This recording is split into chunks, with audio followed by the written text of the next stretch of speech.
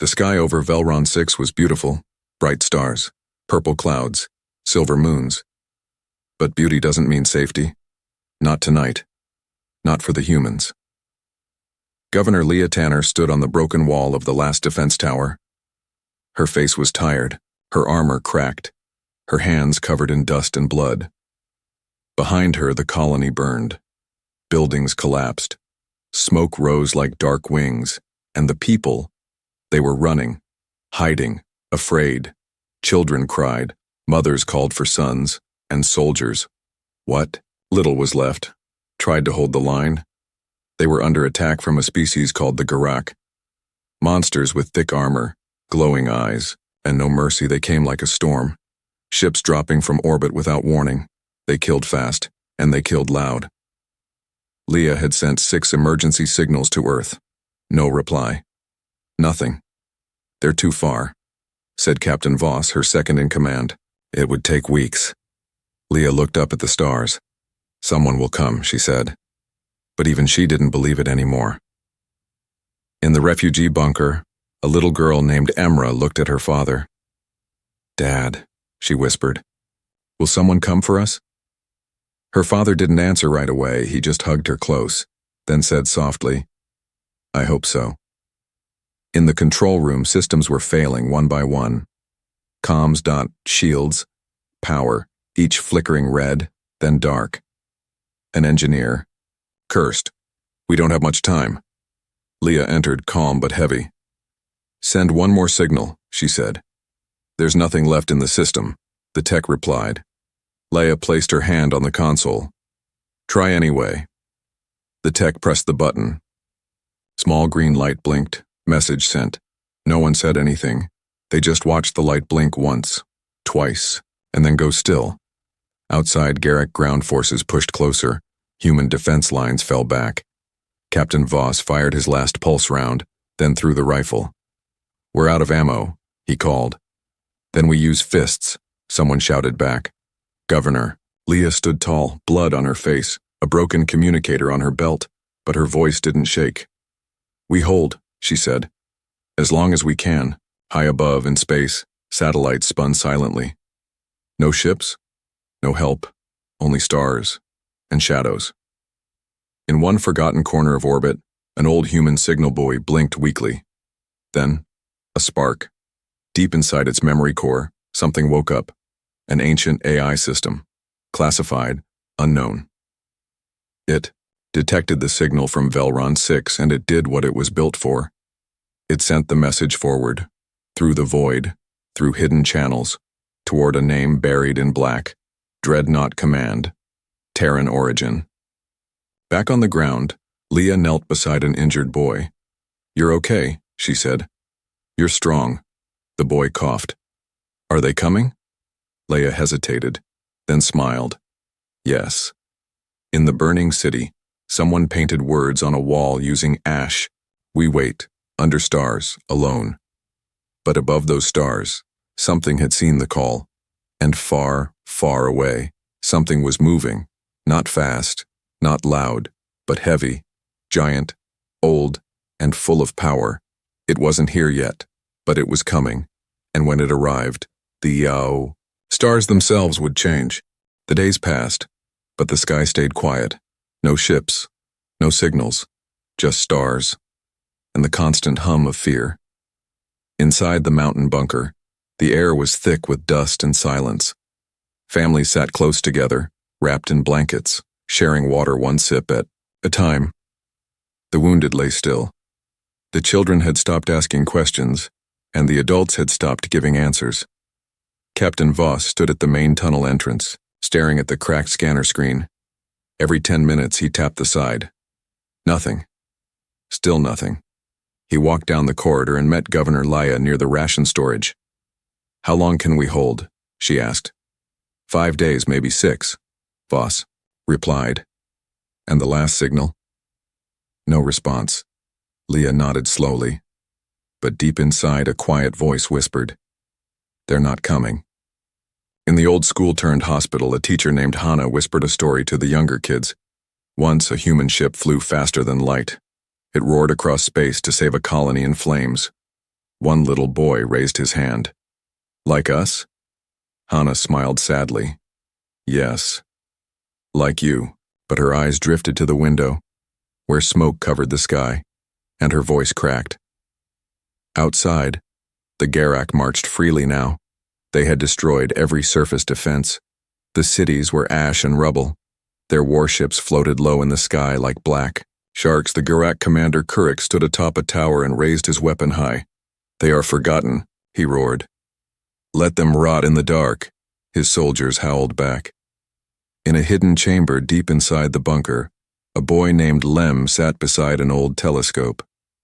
His grandfather had once used it to teach him about constellations. But now, Lem just stared through the lens every night, looking, hoping, and one night, he saw something, a flicker, not a star, not a ship, a shape, huge, slow, dark. It moved across the stars without light, without sound. Lem blinked, adjusted the lens. Gone. He ran to tell the guards. They didn't listen, he told the comms officer. She shook her head. Stress, she said. Your eyes are tired. Lem went back to the telescope, stayed there until morning. He didn't see it again, but he felt it. Something big, something near. Meanwhile, in orbit, far beyond the range of Garak sensors, they waited. Terrans, dreadnoughts, dark, as deep space, silent as tombs. They hadn't moved yet. They were watching, scanning, planning. Inside the lead ship, Captain Reinhardt stood on the bridge. He stared at the holographic map of Velron 6. The colony was marked red, burned, surrounded, forgotten. One of the crew whispered, Sir, orders? Reinhardt didn't speak. He raised a hand and pointed forward, but still, they didn't fire, not yet. They waited for one more moment, a clear line, a signal, something small, something human. In the bunker, Lem went to Governor Leah and tugged her sleeve. I saw something, he said. What did you see? What did you? Not light, he whispered. A shadow that ate stars. Leah knelt down. Did it make a sound? Lem shook his head. No. But it felt like a promise. That night, a new message blinked on the control screen. 3 words. No ID, no location, just simple text, we heard you. No one spoke. The lights flickered once. Outside, the wind shifted, and far, far above, the sky began to change. In deep space, where stars are far apart, and silence lives forever, a machine woke up. Its name was Relay Node, E7 Black, built 148 years ago, abandoned 97 years ago, forgotten by humans, deleted by records, covered in cosmic dust. But its core never shut down. It just waited. For decades it heard nothing, until one message came through. Weak, broken, from a burning world called Velron 6. The signal whispered, This is Governor Leah Tanner. We are under siege. This is a civilian colony. We need help. Please. Anyone listening? Please. The AI processed it once, twice. Then lit up. A single light blinked green on its central panel. Protocol awake. Hidden deep in its memory, there was one last command path. It followed it, slowly, carefully, until it reached a name. Fleet tag. Dreadnought command, Terran black flag. It sent the message, not with sound, not with speed, but with gravity-encoded light. A method so old, no enemy could trace it, and then the relay shut down again. Mission complete. Thousands of light years away, near a dying star, in the shadow of an asteroid belt. They waited. Earth's dreadnoughts. Not shining, not moving. Just there. Giants made of old metal and war-born silence. Each the size of a city, each one asleep, until the signal arrived. Inside Dreadnought Leviathan 9, ancient consoles blinked to life. Dust turned to steam. Code unraveled like waking dreams. Inside the command chamber, cold lights lit up the wall. Distress received location. Velron 6 status. Civilian colony under siege response. Authorized captain. Reinhardt opened his eyes.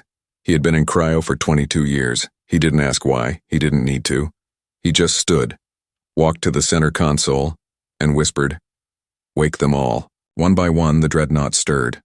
11 ships, each carrying weapons so old no alien had seen them used, each built not for politics, but for promises.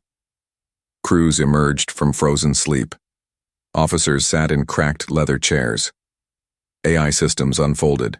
Maps of star charts marked forgotten human colonies. Someone asked quietly, "Why now?" Reinhardt answered, "Because someone believed we would come."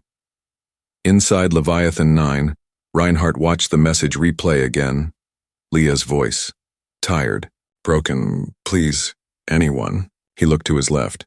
His comms officer nodded. "Fleet is ready, sir." Reinhardt didn't raise his voice. He didn't shout. He just gave the order like a whisper to history. Burn gravity. Move. Outside, the black dreadnoughts broke orbit. No. Flash no flame. They folded space and vanished. Back on Velron 6, Lem sat at the telescope again. He had slept by its side for 2 nights. His eyes red. His heart quiet. Then, he saw it again. Not a flicker this time. A formation. Moving like shadows that knew their purpose. Closer now. He ran.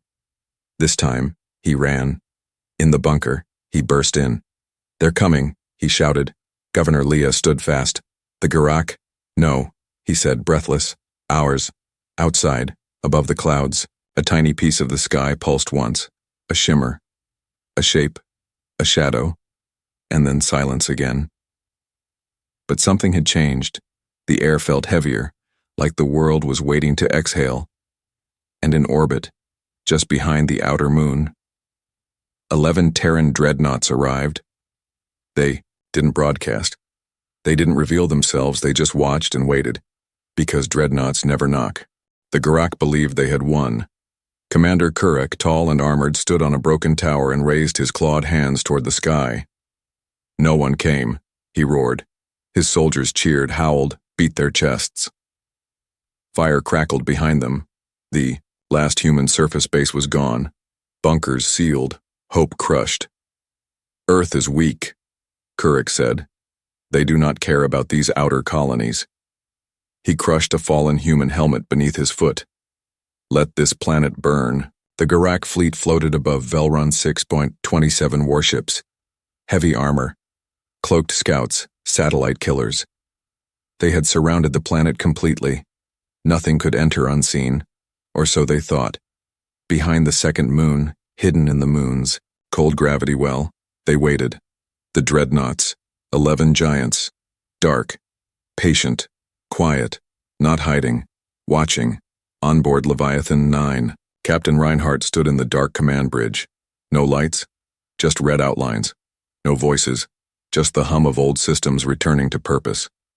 The crew didn't speak. They had all seen the scans. The colony was broken. The people were trapped.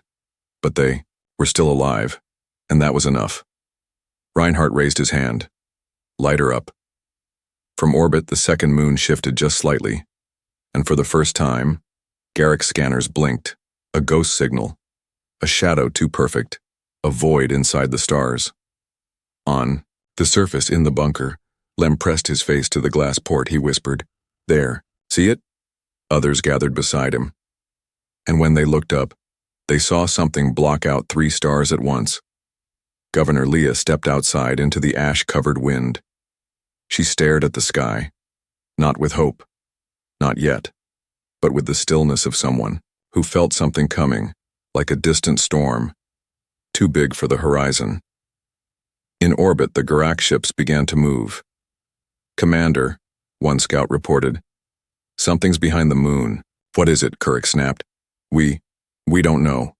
The moon turned just enough, and then they saw it. Not light, not heat, just shape. Hard lines, titanium black armor, one dreadnought, then another, and another. 11. spanning miles, carving the sky like swords made of silence. Where did they come from? Kurik shouted. No one answered. His officers stared in shock. One finally whispered, "Those are Terran dreadnoughts."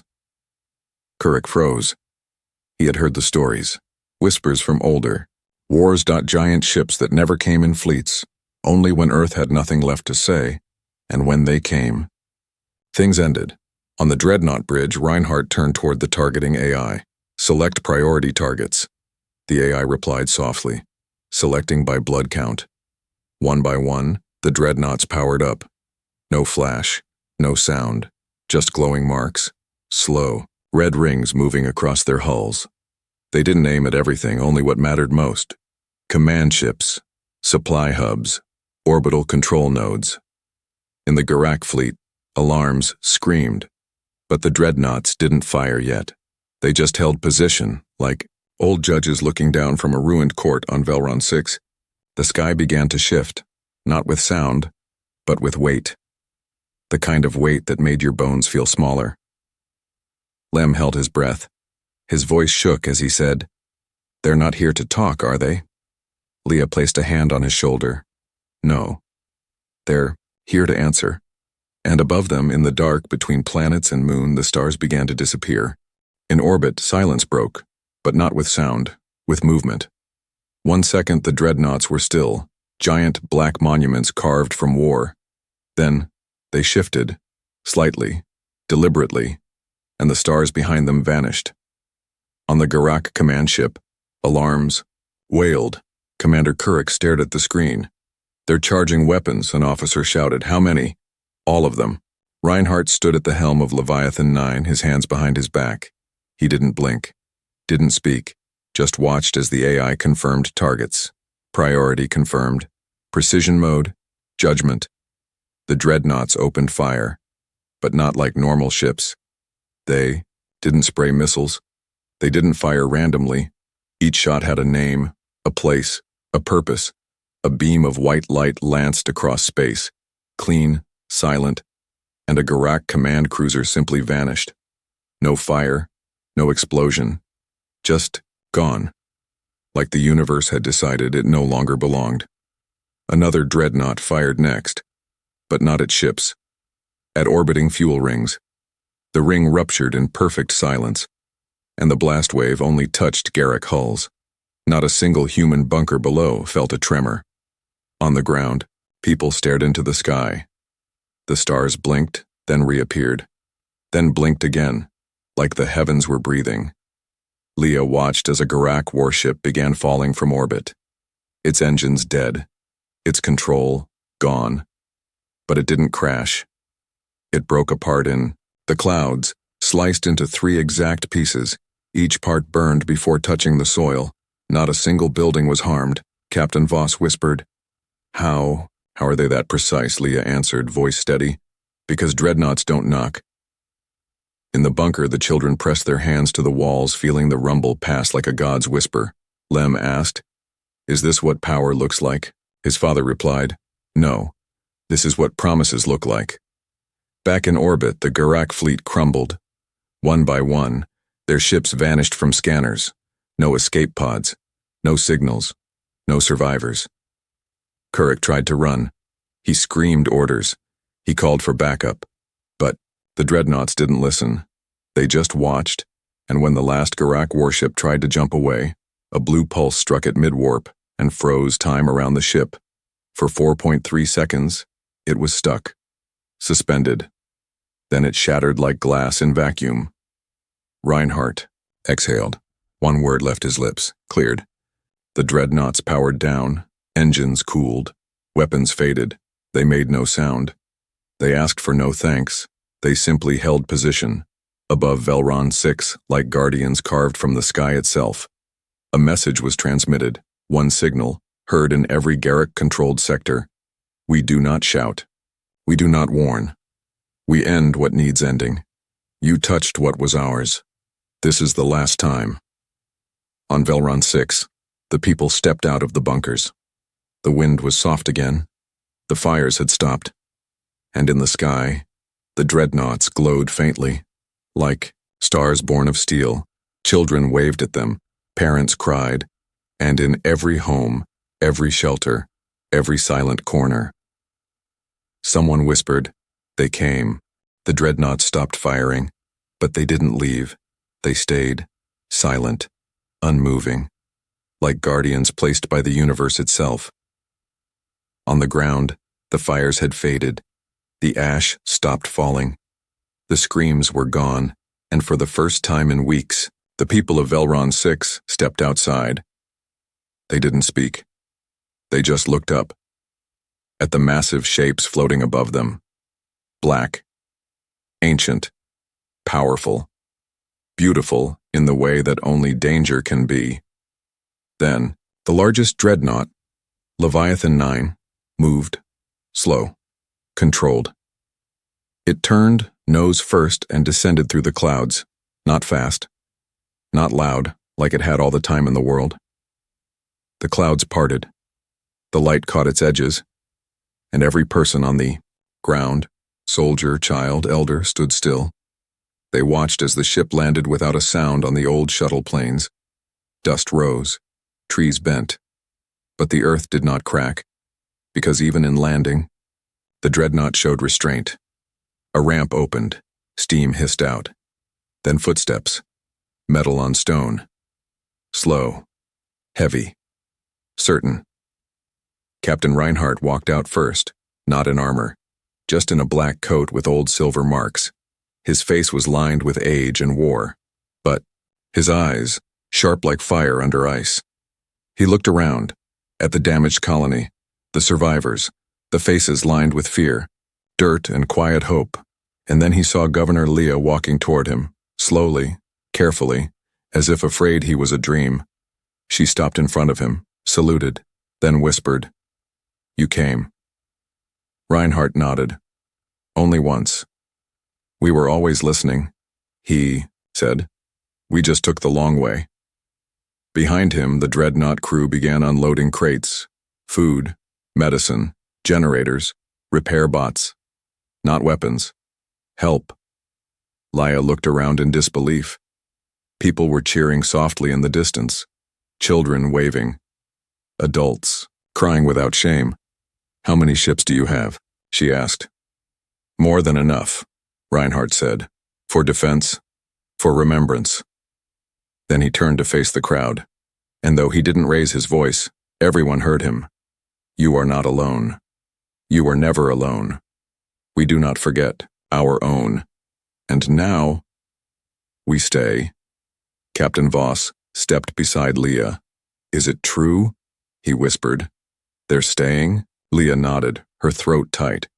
"They're building a station, orbit defense, shield net, everything." On the ridge above the plains, Lem stood with a group of other children. He looked up at the giant ship, and for the first time in his life, he didn't feel small. "What happens now?" someone asked. Reinhardt answered without turning. "Now you rebuild, and we keep watch." And from that day forward, the dreadnoughts did not leave. They orbited silently, like dark moons with sharp teeth. Passing ships saw them and changed course. Pirates spoke their names in hushed tones, and other colonies whispered. Earth answered, not fast, but loud. Years. Later, a new school was built near the landing site. A tall statue stood beside it, a human child looking up, one hand raised to the sky. Below it, carved into stone. They came, and they stayed. The war was over. The fires had died, but the dreadnought stayed.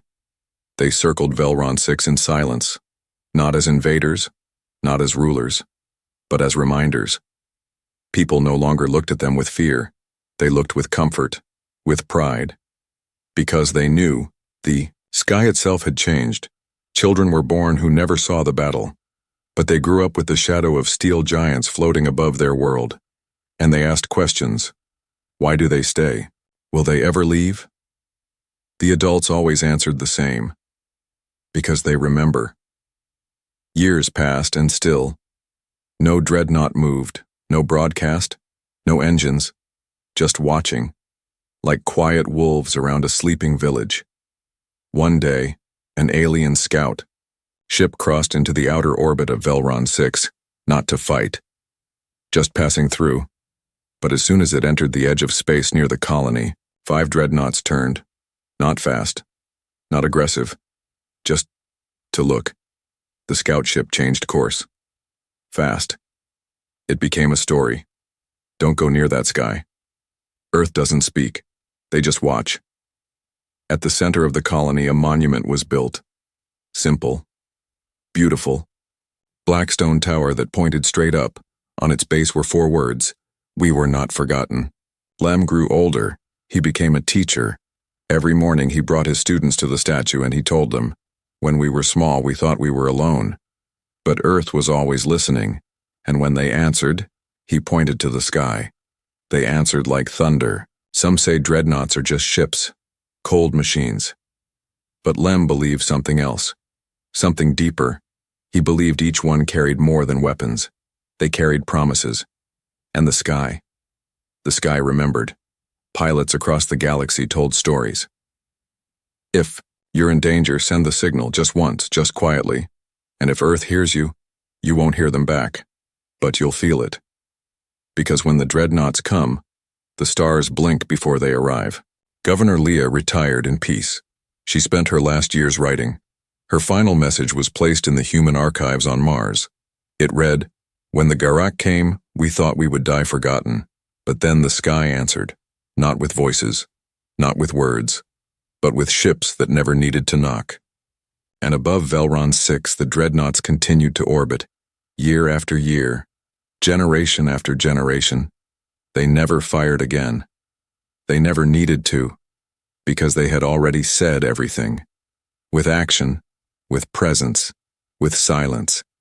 And across the stars, in every corner of the galaxy, there was one truth no species ignored. Never touch what humans protect, and never forget what the sky remembers.